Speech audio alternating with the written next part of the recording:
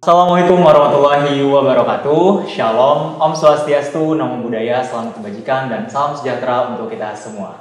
Halo Sobat Jawara, kembali lagi di Humasin, podcast resmi yang membahas seputar informasi tentang Untirta. Kembali lagi bersama saya Dewi, dan di episode kali ini kita kedatangan narasumber yang spesial, di mana beliau merupakan lulusan terbaik Universitas Sultan Ageng Tirtayasa yang saat ini aktif menjadi konten kreator di TikTok. Nah, teman-teman pasti penasaran nih, beliau nih sosoknya siapa dan seperti apa. Namun, untuk bridging awal nih teman-teman, pasti teman-teman udah pernah scroll Instagram atau TikTok dan melihat konten ada orang yang dapat sidang komprehensifnya 100. Wah, gimana tuh dapat 100? Nah, dari video tersebut, kemudian banyak akun-akun Instagram maupun TikTok yang merepost videonya, bahkan ada yang tembus sampai 10 juta loh. Keren banget gak sih? Nah, kita akan mengulik seperti apa perjalanan hidup beliau semasa berkuliah hingga sukses menjadi konten kreator dengan 1,7 juta like saat ini. Nah, kita langsung sambut aja Kak Adivia Alfari. Halo.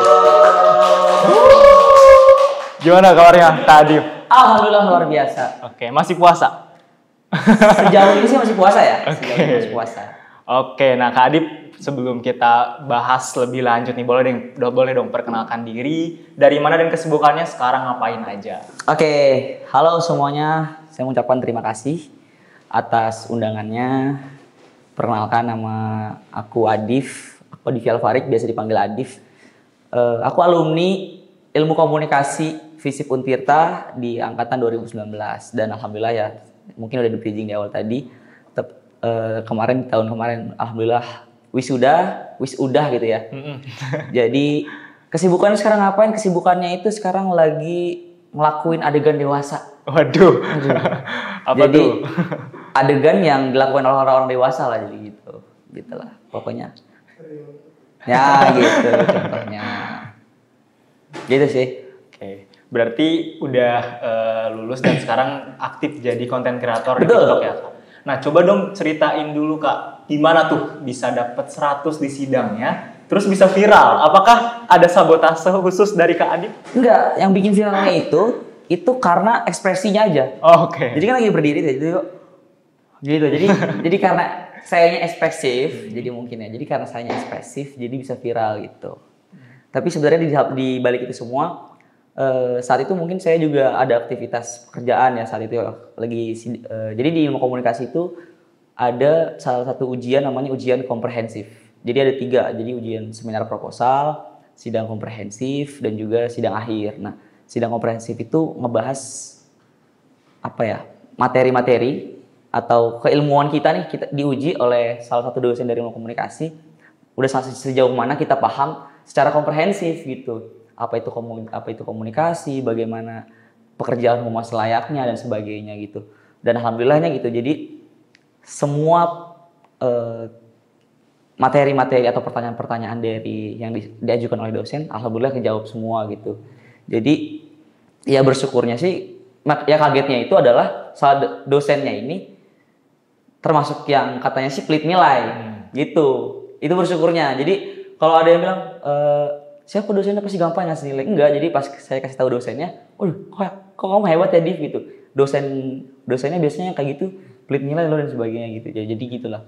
Jadi perjalanannya ya alhamdulillahnya bisa menjawab semua pertanyaan dari yang diajukan oleh dosen terkait keilmuan daripada ilmu komunikasi gitu. Oke. Mantap banget dong ya, berarti kalau dapat 100 layak lah ya jadi lulusan terbaik. Iya, sampai di headline berita-berita yang di repost akun-akun Instagram itu. Keren banget cowok ini sempurna, padahal nggak ada yang sempurna ya kan di dunia ini ya gitu. Okay. Cowok ini cowok sempurna dan sebagainya gitu. Oke, nah ini yang jadi pertanyaan pribadi aku nih Kak, siapa yang ngevideoin waktu itu? Nah saat itu kan namanya kegiatan yudisium ya. Yudisium itu penetapan nilai. Nah saat itu memang yang melakukan yudisium itu adalah Kaprodi, Kepala Program Studi. Nah kebetulan Kaprodinya berhalangan hadir. Jadi dilakukan secara virtual, jadi di monitor TV seperti ini. Nah, jadi ada salah satu temen yang, jadi dia tuh memvideokan semuanya, memvideokan semua orang-orang yang lagi yudisium itu. Nah, kebetulan saya itu datangnya telat dari habis ada magang lah, ada magang. Telat datang, tiba-tiba deh ada tahu gak sih ada nilai 100 loh, ada 100. Siapa ya. Dari situ bingung, aduh siapa ya, kayaknya lu ya Dip ya. Wah mana mungkin gua aja dosennya yang killer dan sebagainya gini. Tiba-tiba pas dipanggil ya Adivia Alvarik dengan poin nilai itu di videoin tuh tiba-tiba. Bener-bener nggak minta di videoin juga. Biasanya justru Pak, saya ini orangnya narsistik. Biasanya minta di videoin. Nah saat itu karena mungkin datangnya telat, tiba-tiba langsung dipanggil namanya. Nah itu udah ada yang videoin.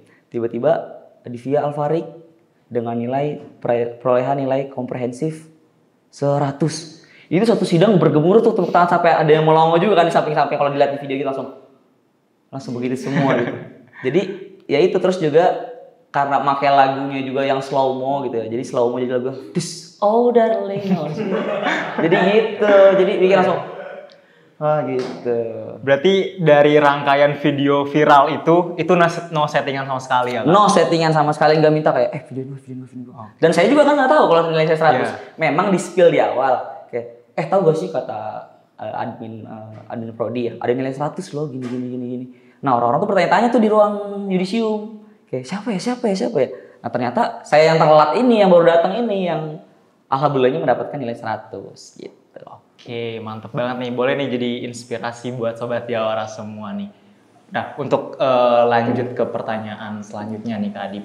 Nah, di konten-konten Kak Adip kan erat sekali kaitannya dengan hal-hal yang berbau pendidikan. Betul. Salah satunya adalah POP masih semester akhir yang pusing atau stres skripsian. Nah, itu muncul ide dari mana tuh bisa bikin konten kayak gitu dan konsisten mendapatkan penonton dan like yang banyak? Inspirasi dari mana? Itu semua keresahan saya semua sih. Kalau misalnya ada di konten itu bilang gimana cara buat daftar isi. Saya juga kesulitan buat daftar isi itu. Kayak gimana ya bikin daftar isi itu, pusing gitu. Jadi setelah memang bikin skripsi itu pusing, bab 1, bab 2, bab 3, bab sampai bab 5 itu pusing. Tapi udah sampai di tahap bikin daftar isi kayak aduh kok ini enggak konek-konek ya. Halamannya tuh enggak muncul-muncul. Nah, jadi coba saya tuangkan deh dalam sebuah konten gitu. Jadi semua tuh berawal dari keresahan dari diri sendiri sih. Jadi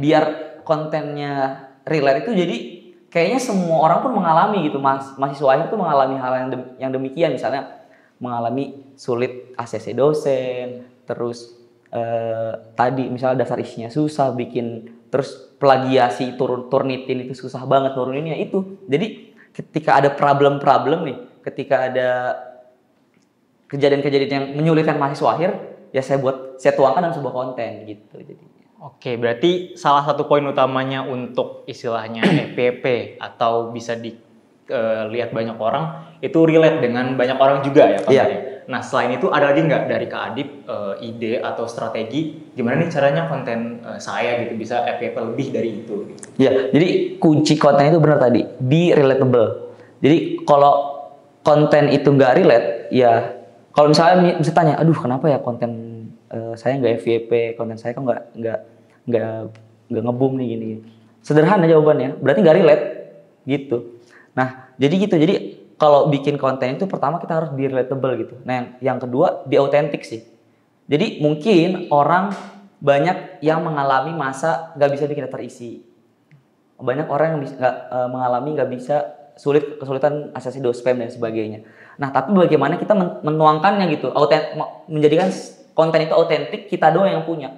Cuman story opok atau cerita si opok doang gitu yang punya. Jadi ada copywriting atau kalimat-kalimat yang nggak pernah muncul di TikTok lain gitu. Jadi yang pertama sih kalau menurut saya ya, kita kalau misalnya mau bikin konten, pertama-tama itu kita harus tahu niche. Niche itu adi tema ataupun persona yang mau kita bangun nih. Kan personal branding itu adalah sederhananya kita tuh mau dikenal sebagai apa di audiens gitu. Entah itu kita mau dikenal sebagai di konten, misalnya kita orang yang aktif di kegiatan alam. Ada teman saya misalnya aktif main drone. Dia aktifnya di konten itu main drone terus gitu. Nah kalau saya misalnya aktifnya di mahasiswa akhir gitu. Nah itu jadi niche-nya itu udah terbangun. Jadi kalau orang ngelihat story opok atau cerita si opok gitu ya, udah tahu si konten creator ini, si TikToker ini pasti ngebahas hal-hal yang mengenai mahasiswa akhir gitu. Nah terus kalau saya ya, kalau tips untuk bikin konten yang viral ya, formulanya itu saya cuma 3. Yang pertama itu hook. Hook itu pancingan. Jadi kalau misalnya kita lihat di berita, di video-video berita ya, biasanya sebelum ada opening misalnya berita nih, misalnya liputan 6. Pasti di sebelum liputan 6 itu, sebelum opening, deng ada logo liputan 6. Yeah.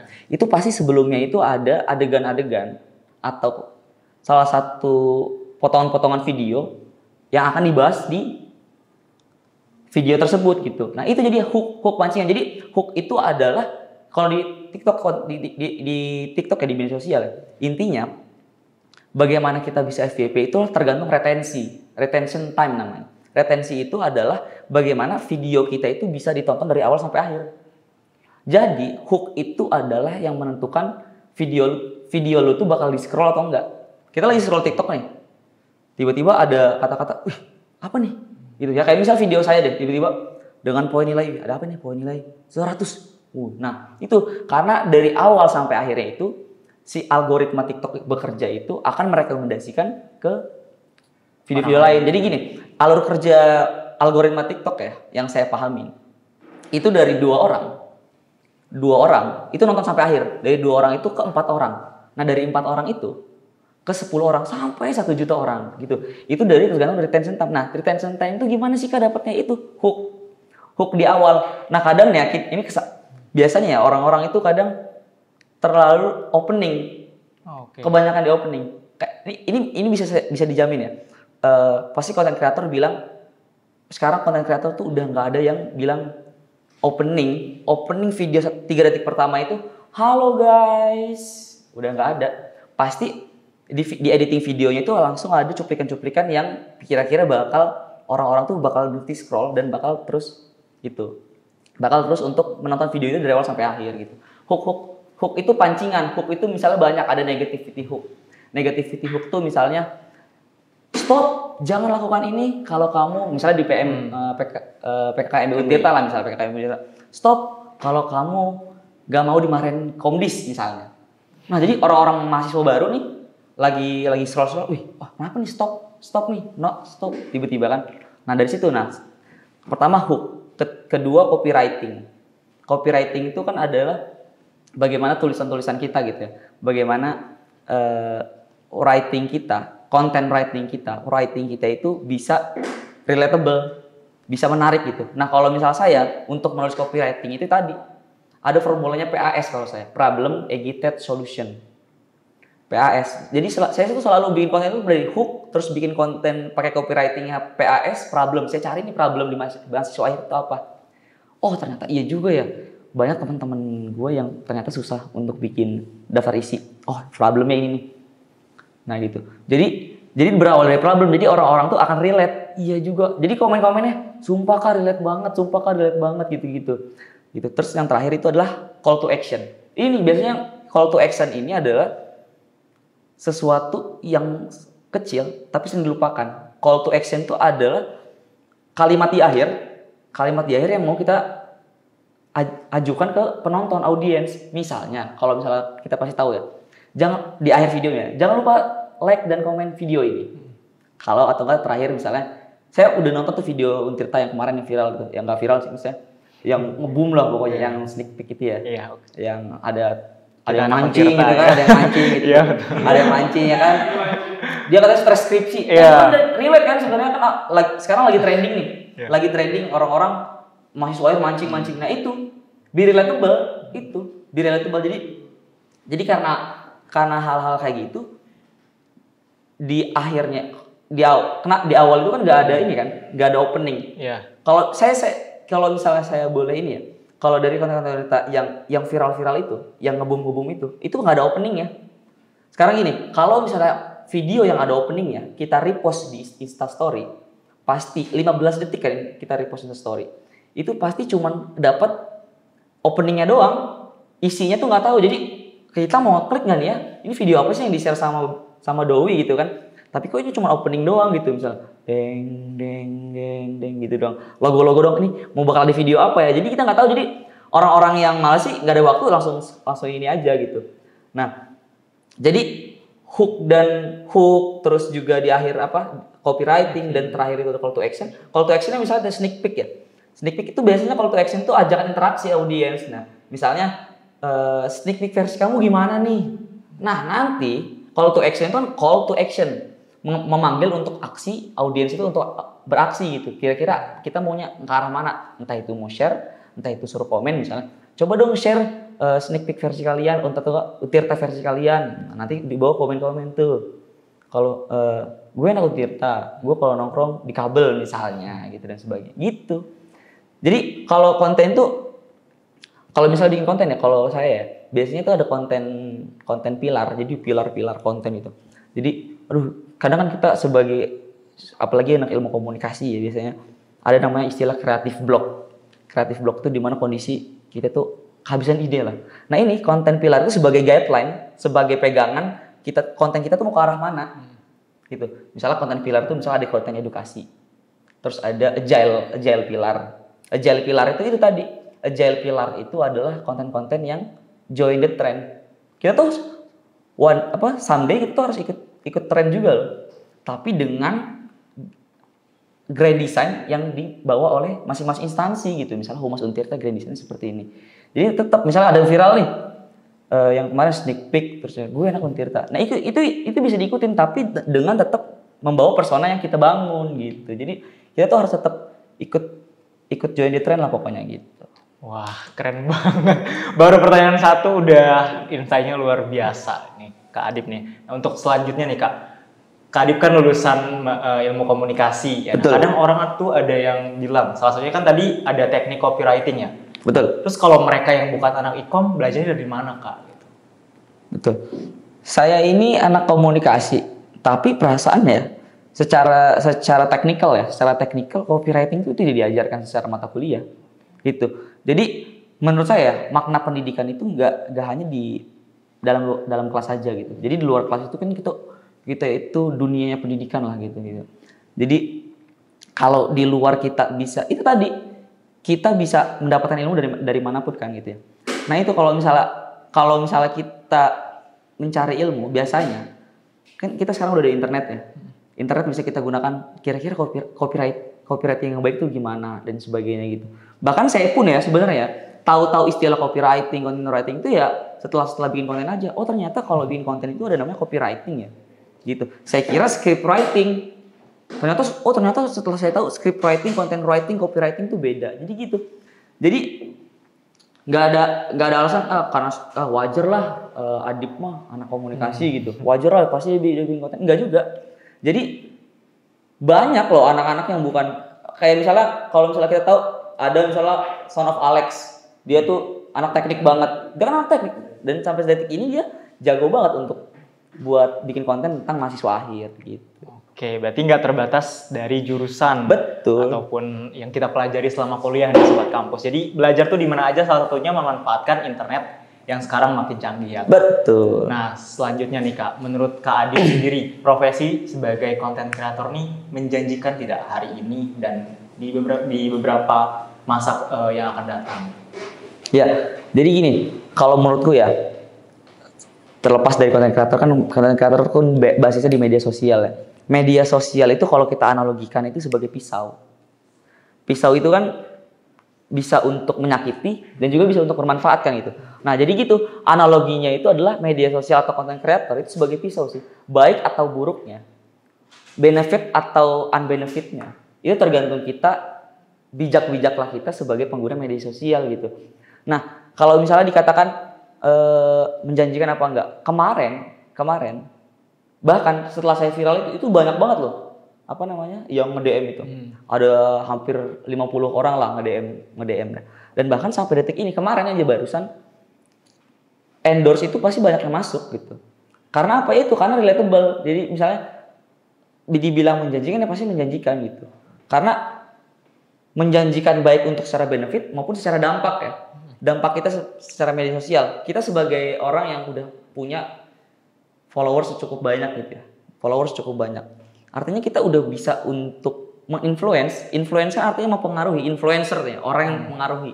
Nah, kita sebagai orang influencer, orang-orang yang bisa mempengaruhi, ya kita bisa berdampak untuk mempengaruhi hal-hal yang baik gitu. Entah itu kita membuat konten bagaimana tips and trick, misalnya saya, Kak gimana ya kakak tetap bisa aktif organisasi, jadi aktivis kampus, tapi tetap bisa jadi IPK-nya tetap bagus dan alhamdulillah jadi lulusan terbaik misalnya. Nah dari itu orang-orang banyak yang bertanya ya, di komen-komen pun banyak yang bertanya, Kak tips and trick dong Kak, saya maba Untirta nih Kak, gitu-gitu dan sebagainya. Gitu, jadi berdampak atau tidaknya tergantung saya dan saya menjamin hari ini apa yang saya lakukan sangat menguntungkan bagi saya gitu, profesi content creator ini. Oke, berarti kalau bisa dibilang masa depannya ada lah ya untuk ada content dong. creator ini, ada banget. Gitu. Bahkan kan sekarang kan kalau Pak Jokowi nanya kan cita-cita kamu apa? Jadi YouTuber, ya kan gitu kan? Yeah. Nah, jadi gitulah.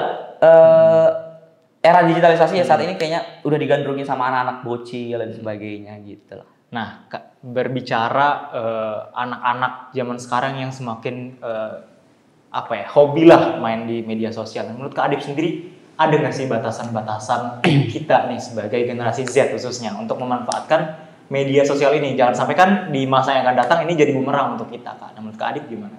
Betul. Zaman sekarang ya, kita misalnya nanti kita sebagai orang tua, kita jangan sampai membatasi anak kita, jangan main HP, nggak bisa. Ketika di luar negeri di Amerika sudah membahas bagaimana belajar ke bulan dan sebagainya. Sedangkan misalnya anak-anak di Indonesia hanya sebatas masih basuri telolet kan gitu. Misalnya kan kita nggak tahu ya. Gitu ya. Gitu. Jadi artinya gini, yang tadi saya bilang media sosial itu kayak pisau, bisa ditusuk, bisa menusuk orang lain misalnya, bisa kita gunakan untuk potong sayur dan sebagainya gitu. Jadi nggak ada istilah media sosial ini lebih berdampak negatif kepada manusia. Enggak, pasti kan di antara negatif pasti selalu ada positifnya gitu. Jadi kita sebagai generasi Gen Z lah ya, mungkin nanti kita ke bawah-bawahnya Gen Y, Gen X, di atas Gen X dan sebagainya. Kita harus mengedukasi bahwa media sosial ini justru berpengaruh penting gitu. Sekarang gini, siapa yang bangun tidurnya nggak buka HP? Pasti kan, by the way, poin-poin itu buka apa? Buka HP kan pasti. Teman-teman buka kan nih? Itu jadi kita tuh nggak bisa melepaskan saat ini ya dunia digital dengan dunia kita gitu. Kita harus berdampingan lah. Makanya kan sekarang ada namanya fase society 5.0. Kan orang-orang ada fase 4.0, 3.0 itu bagaimana bertemunya komputer, 4.0 bertemunya internet. Nah orang bertanya, aduh pasti kalau ada internet lapangan kerja hilang dan sebagainya gini. Justru hadirnya society 5.0 itu adalah kita sebagai society perkumpulan masyarakat bisa beradaptasi di era disrupsi. Jadi disrupsi itu di mana-mana sekarang serba digital, semua diubah dari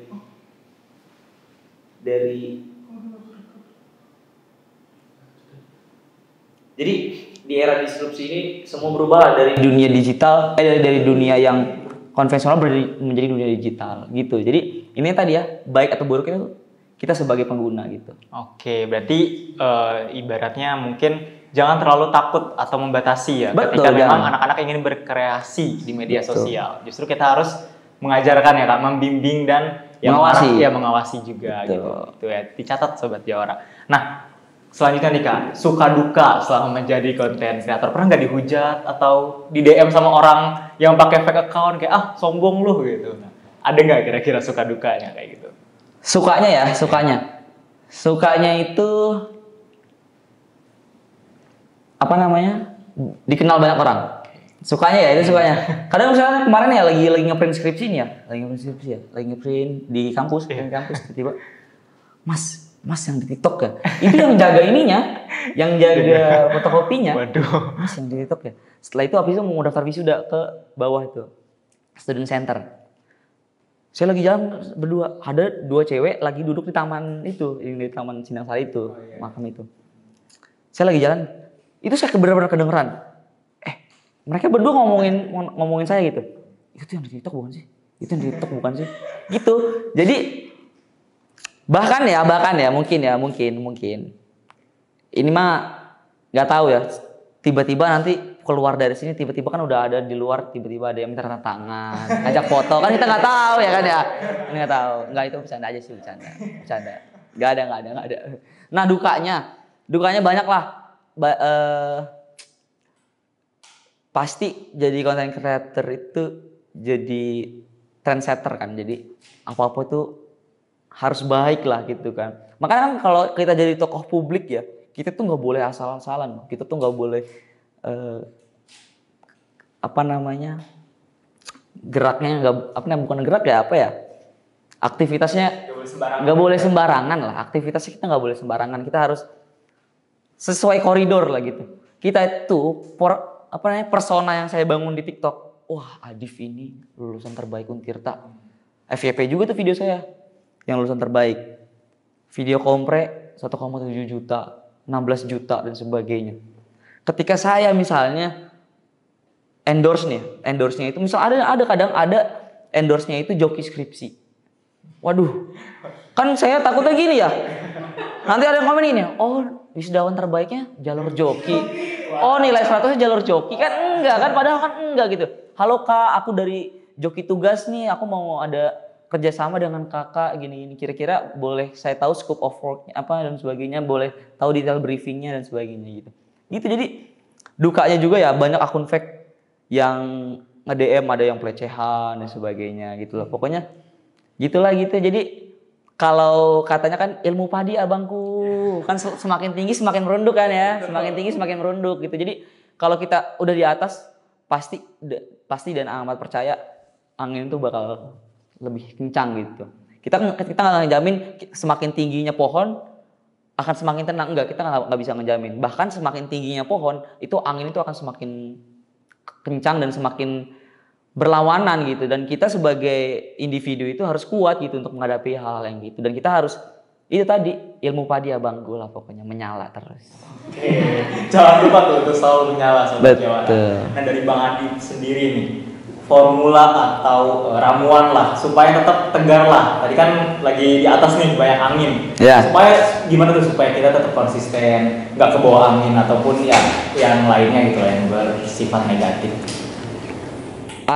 Kalau saya itu selalu meromantisasi segala hal-hal apapun, hal-hal kecil ya. Jadi saya mah nggak pernah ngerasa kayak aduh bete dan sebagainya gitu. Saya mah hal-hal kecil, pencapaian kecil-kecil hari ini misalnya, kadang nih ya orang itu kalau bikin konten lebih kepada viewers, pengennya ya kadang ya, aduh gue pengen viewersnya gede, tapi dia mengesampingkan value. Padahal kan yang orang-orang biar relate itu adalah value yang kita bangun. Ya itu tadi misalnya sneak peek. Orang-orang kan pasti relate ya dengan gue anak Untirta. Of course kalau baca buku di perpustakaan dan sebagainya gitu. Itu kan orang pasti relate kan gitu dan sebagainya. Nah, hal-hal yang kayak gitu dan juga hal-hal komen-komentar itu sih yang bikin semangat. Untuk menjaga semangat itu selalu nih, misalnya kadang memang ada pasang surutnya kalau bikin konten ya. Nah, kadang pasang surutnya adalah gue selalu baca komen, misalnya baca komen. Kak, ternyata orang-orang kayak saya ini ternyata banyak harapan gitu untuk selalu bikin, kayak misalnya senangnya gini, Kak terus bikin konten ya Kak di kala saya tetap skripsian, relate banget dan sebagainya gitu dan sebagainya. Artinya kan wah, berarti ada manfaat nih konten yang saya buat itu buat teman-teman dan sebagainya gitu. Jadi komen-komen tersebut sih yang kayak audiens itu yang bikin saya semangat untuk terus bikin konten terus gitu. Jadi apalagi ya kembali lagi ke awal gitu ya. Kalau misalnya dikatakan baik kan engagement rate ya. Engagement rate itu adalah tingkat interaksinya gitu. Sederhananya kalau misalnya video kamu sedikit yang nge-share, itu berarti video kamu gak relate. Kalau misalnya video kamu sedikit yang like, video kamu gak menarik. Kalau video kamu gak ada yang komen, berarti video kamu kurang berinteraksi, cara copywritingnya. Sesederhana itu. Kalau misalnya, kenapa ya dari kemarin gak ngebum, gak FYP. Sederhana, berarti gak menarik videonya gitu. Jadi bagaimana kita relatable gitu. Makanya kalau di sosial media itu, kalau saya sih biasanya setiap bulan itu ada namanya monthly report.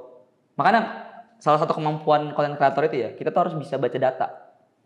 Jadi di setiap akun sosial media itu ada namanya analitik bagaimana demografinya, bagaimana watchful videonya, retentionnya, terus juga jam-jamnya dan sebagainya gitu. Jadi setelah kita baca, oh ternyata kita analisis nih videonya, akun Instagramnya, oh ternyata yang lebih banyak yang lebih suka konten games.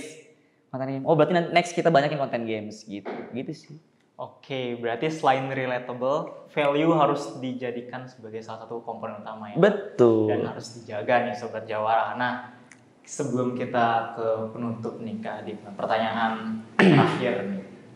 Dari Kak Adib sendiri ada nggak sih saran atau yang ingin disampaikan ke Sobat Jawara yang lagi nonton supaya bisa yang mungkin ingin jadi content creator bisa mengikuti jejak-jejak Kak Adib?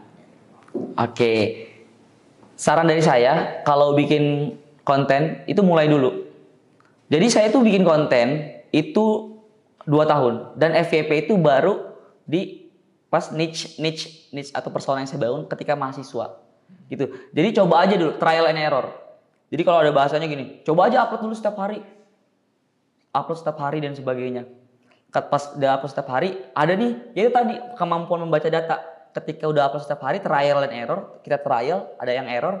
Nah itu, kita jadikan hal itu sebagai patokan. Oh, yang salah di bagian ini, yang benar di bagian ini. Coba kita bikin formula di bagian yang benar ini, baru kita jalankan nih campaign ini atau kampanye itu gitu. Nah tapi itu tadi, kita sebagai content creator, janganlah kita kan, ya itu tadi arus berita begitu cepat, arus informasi begitu cepat. Kita sebagai content creator jangan sampai justru menggiring opini-opini ke arah yang lebih buruk gitu. Jadi sarannya sih, ya itu tadi pokoknya kita sebagai content creator harus paham gitu, baik atau buruknya sebuah konten itu kita content creator, karena artinya pembuat konten. Kita sebagai pembuat konten harus tahu nih value-value mana yang akan kita sebarkan kepada audiens gitu. Oke, mantep banget nih Sobat Jawara, insightful banget nih dari awal sampai akhir.